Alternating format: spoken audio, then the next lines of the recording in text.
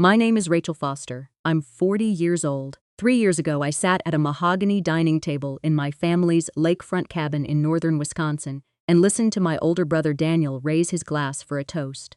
It was Thanksgiving 2021. 22 people were there. Our parents, Daniel's wife, and 3 kids. Our younger sister Amy and her husband, aunts, uncles, cousins. Daniel stood at the head of the table, exactly where our father used to sit before he died. He cleared his throat and smiled. I want to thank everyone for being here. This cabin has been in our family for 40 years. It's where we built our best memories.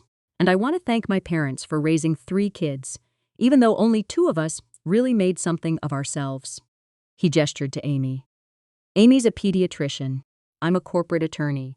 And then there's Rachel, who, well, let's just say she took the scenic route. People laughed uncomfortably. I sat there, wine glass in my hand, watching my brother bask in his own cleverness. He raised his glass higher.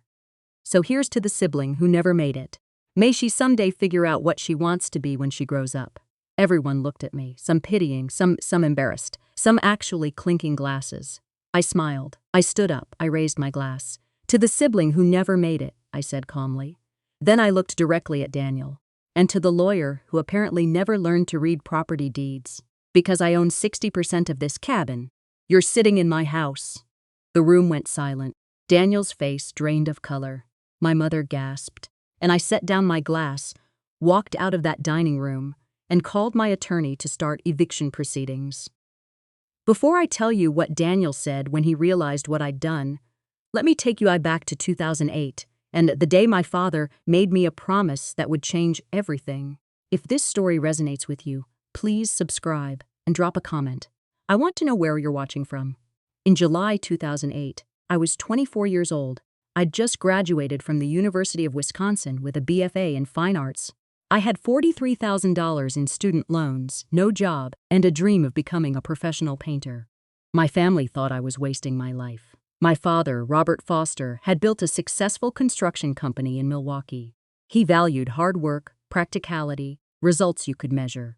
My older brother Daniel was 29, already a junior associate at a corporate law firm in Chicago, making 6 figures.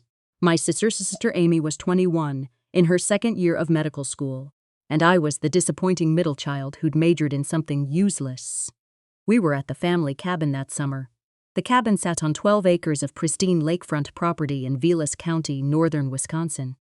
My father had built it himself starting in 1985, the year I was born. Every board, every stone in the fireplace, every window frame. He'd done it with his own hands over 5 years. It was his masterpiece. That July evening, my father and I sat on the dock watching the sun set over the lake. He'd been quiet all day. Rachel, what are you going to do with your life? I didn't know how to answer. I want to paint. I want to create things that matter. You can't make a living painting. I know it's not practical. I didn't say that to be cruel. I'm saying it because I'm worried. Daniel's set. Amy's set. You're drifting. I'm not drifting, Dad. I'm figuring things out. He looked at me for a long moment. I want to give you something. But I need you to promise me something first. What? This cabin. When I die, I'm not leaving it equally to all 3 of you. My chest tightened. Why not? Because Daniel will want to sell it the minute I'm gone. He'll say it's an asset to liquidate, that the family doesn't need a vacation property. Amy will go along with whatever he says. But you love this place. You've spent more summers here than both of them combined. So I'm leaving you the majority share. 60%. Daniel gets 20. Amy gets 20. I stared at him. Dad, that's going to cause massive problems. Probably. But this cabin stays in the family. The only way to guarantee that is to give control to someone who actually cares about it. That's you. What do I have to do? Keep painting. Don't give up on it, just because it's hard or because people tell you it's impractical. Show me you can stick with something meaningful. If you do that, the cabin's yours, 60% yours. What if I fail? You won't. You're more resilient than you think. Just promise me you won't quit. I promised. My father changed his will that August. I didn't know the exact language, but I knew I was getting the majority share. At Christmas 2008, my father told Daniel and Amy about the change. Daniel was furious. That's not fair. I'm the one who's financially successful. I could actually afford to maintain this place. My father's voice was calm but firm. Rachel's the one who loves it. That's what matters. She'll never be able to afford the property taxes. This is ridiculous. That's her problem to solve, not yours. Daniel turned to me. You know you're going to lose this place, right? You can barely pay rent. I didn't respond. From 2009 to 2015, I struggled. I worked as a barista making $11 an hour. I painted at night in my tiny studio apartment. I sold paintings at local art fairs for $50, sometimes $200 if I was lucky.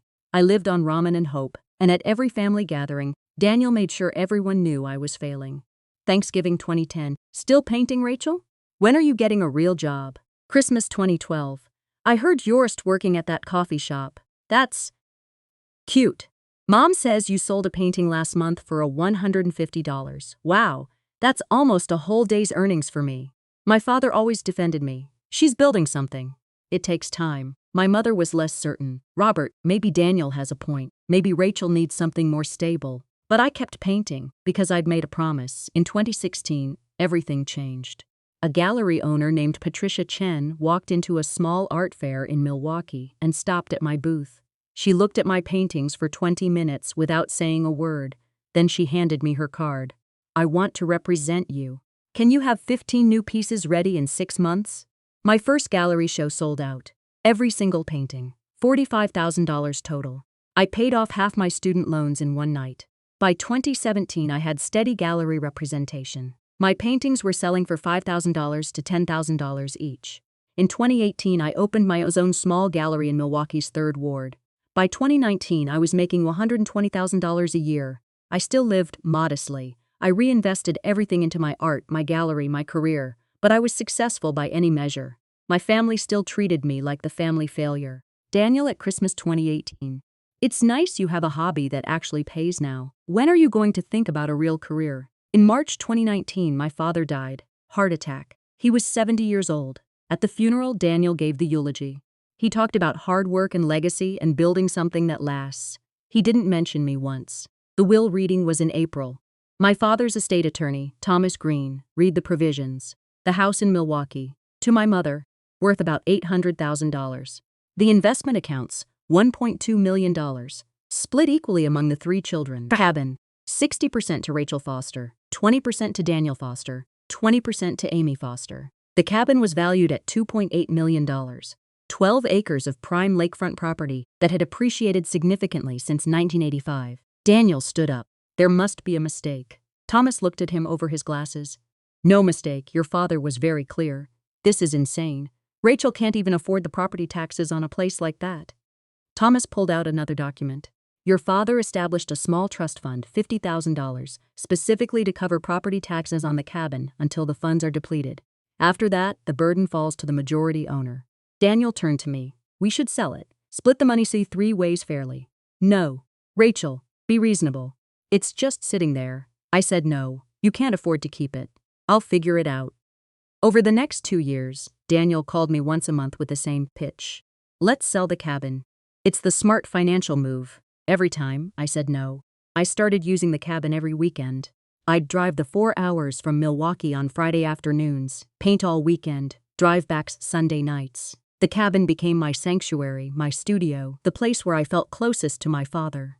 Daniel never visited. He lived in Chicago, made $350,000 a year, and saw the cabin as an asset on a balance sheet. In November 2021, my mother called. We're doing Thanksgiving at the cabin. Daniel's organizing it. Daniel's organizing it? He hasn't been to the cabin in 3 years. He thought it would be nice to bring the whole family together. 22 people. Did he ask me if he could use my cabin? Rachel, don't be petty. It's family property. It's my property. I own 60%. Your father wanted us all to share it. I went. I was curious what Daniel was planning.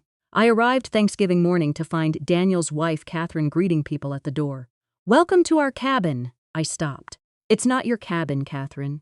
Well, it's family property. Daniel saw me. Rachel, glad you could make it. I own this place, Daniel. I didn't make it. You're here because I'm allowing it. He laughed. 60% doesn't mean you own it. We're all family. The dinner was formal. 22 people around the long dining table my father had built. Daniel sat at the head, in my father's chair. I was seated in the middle, not a position of honor. Daniel had hired caterers. He hadn't asked me. He was acting like the host, making announcements, thanking people for coming. My mother praised him. Thank you for organizing this beautiful gathering, Daniel. I said nothing. I watched. During dessert, Daniel stood and tapped his wine glass. I want to thank everyone for being here today. This cabin has been in our family for 40 years. Dad built it with his own hands. It's where we created our best memories. He smiled. And I want to thank my parents for raising 3 kids, 2 of whom really made something of themselves. He gestured to Amy. Amy's a pediatrician. She's saving children's lives every single day. He gestured to himself. I'm a partner at Morrison & Crane, one of the top corporate law firms in Chicago. Then he looked at me. And then there's Rachel, who, well, let's just say she took the scenic route in life. People laughed uncomfortably. Daniel continued. Rachel's still trying to figure out what she wants to be when she grows up. Still painting pictures and living in that small apartment in Milwaukee. But hey, at least she has a passion, right? More uncomfortable laughter. My hands gripped my wine glass. My face was calm. Daniel raised his glass higher. So here's to the sibling who never made it. May she someday figure out how to contribute to the family legacy, the way Amy and I have. Some people clinked glasses. Others looked at me with pity.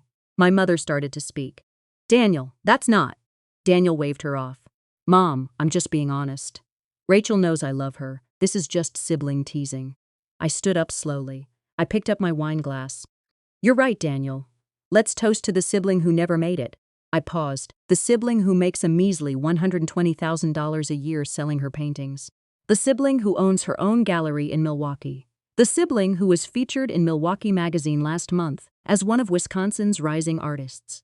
Daniel's smile started to falter. I continued.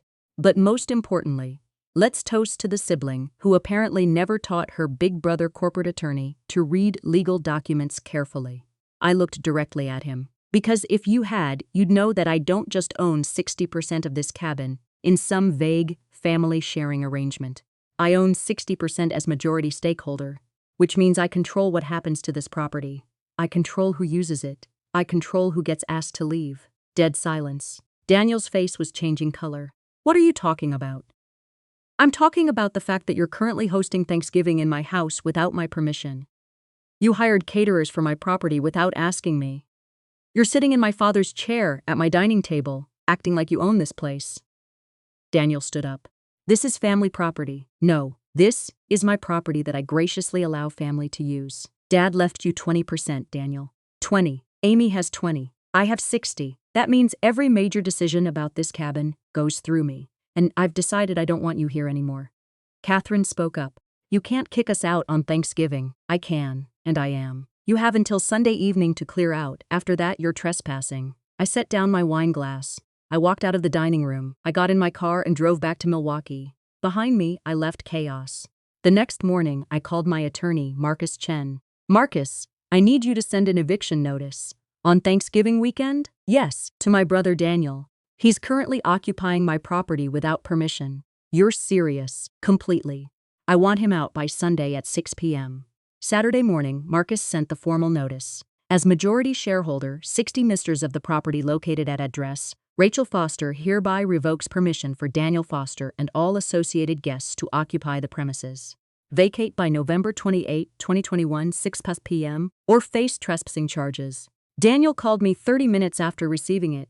You can't do this. I just did. You have until tomorrow at 6.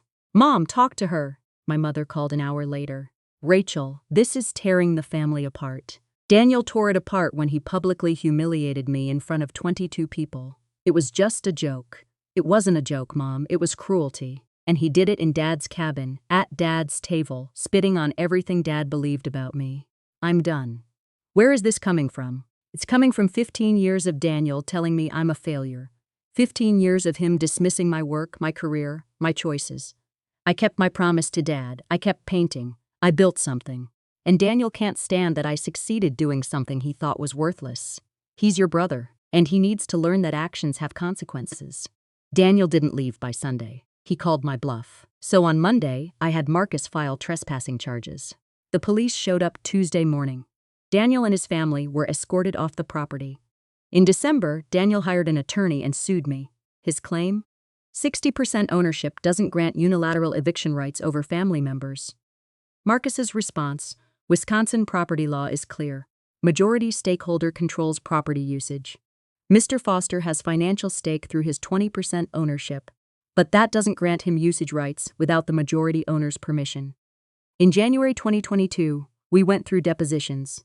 Daniel's attorney questioned me. Why are you being vindictive toward your brother? I'm not being vindictive. I'm enforcing my property rights. He made one comment at a family dinner. He's made comments for 15 years. Every holiday, every gathering, every phone call. He's called my career a hobby. He's told people I'm a dishonest. He's made it clear he thinks I'm the family failure. That toast wasn't one comment. It was the last one I'm willing to tolerate. Your father intended for the cabin to be shared by all 3 siblings. My father gave me 60% specifically to prevent Daniel from selling it. He knew Daniel would want to liquidate the asset the minute he inherited it. He trusted me to preserve what he built.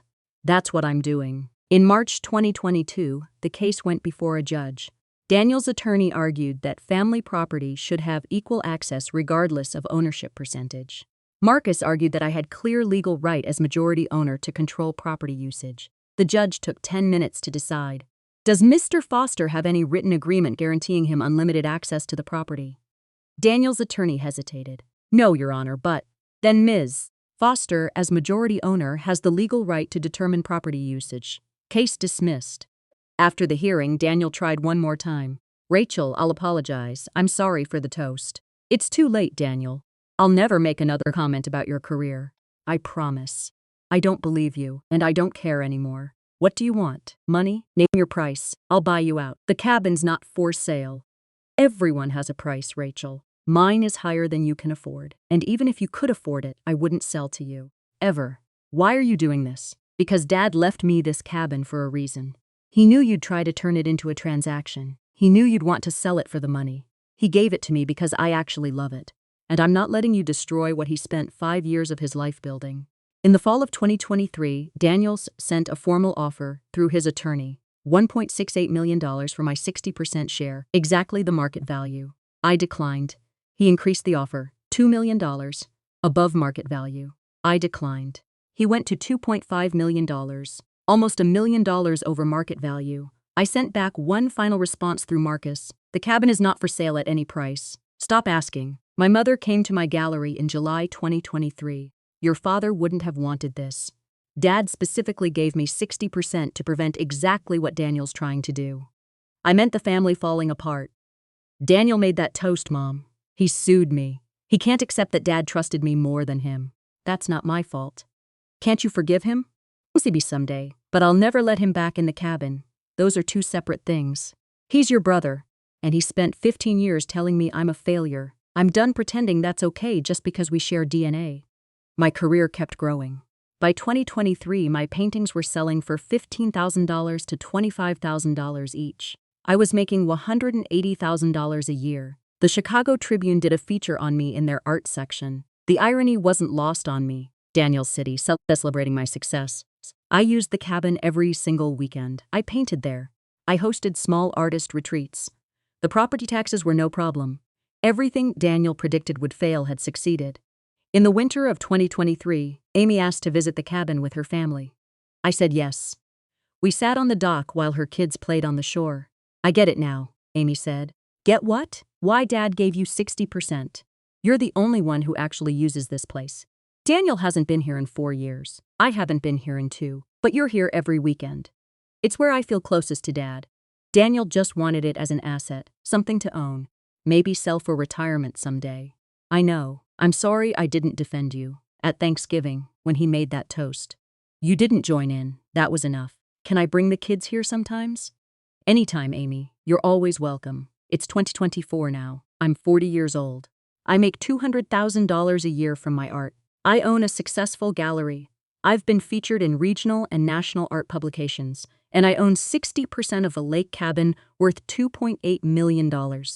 Daniel and I haven't spoken in 3 years. He still owns his 20%. He gets 0 usage rights. I'm considering buying him out when I have the capital, just to be done with it completely. Last month, it was the 4th of July. My mother, Amy, and Amy's family came to the cabin. We sat on the dock watching the sunset. My mother said, "Your father would be proud of you. For keeping the cabin? For keeping your promise. He asked you to keep painting. You did. You built something beautiful, and you protected what he built. Do you think he knew what would happen? With Daniel? I think he knew exactly what would happen. That's why he gave you control. Amy asked, have you talked to Daniel at all? No. Has he apologized? Not really, he still thinks you overreacted. Then we have nothing to talk about. My mother looked at me. Will you ever forgive him? Maybe. But I'll never give him access to this place again. Dad trusted me with it. I'm not breaking that trust. The sun set over the lake. The same lake my father looked at while he built this cabin board by board. The same dock where he told me I was strong enough to keep painting even when everyone doubted me. Daniel thought I'd fail. He thought I couldn't afford the property taxes. He thought I'd eventually cave and sell. He was wrong about all of it. Because my father saw something in me that Daniel never could. He saw that success isn't just about money or titles or prestigious careers. He saw that I loved this place enough to fight for it. He saw that I had the discipline to keep a promise. And he left me 60% because he knew I'd do exactly what I'm doing now. Protecting what he built, honoring his legacy, keeping my word. Daniel made a toast to the sibling who never made it. He was sitting in my house when he said it. If you've ever been underestimated by your own family, if you've ever been told your dreams are impractical or worthless, if you've ever been dismissed at a family gathering while everyone celebrates someone else, I want you to know something. Keep going. Keep building. Keep your promises. Because the people who doubt you often understand success the least. My brother has a law degree and a $350,000 salary. I have a BFA and a $200,000 income doing what I love. He wanted to sell our father's legacy for profit. I wanted to protect it. And in the end, my father knew which one of us deserved control. The sibling who never made it is doing just fine, and she owns 60% of the cabin. Drop a comment if this story resonated with you, and hit subscribe if you believe success looks different for everyone. Thank you for listening.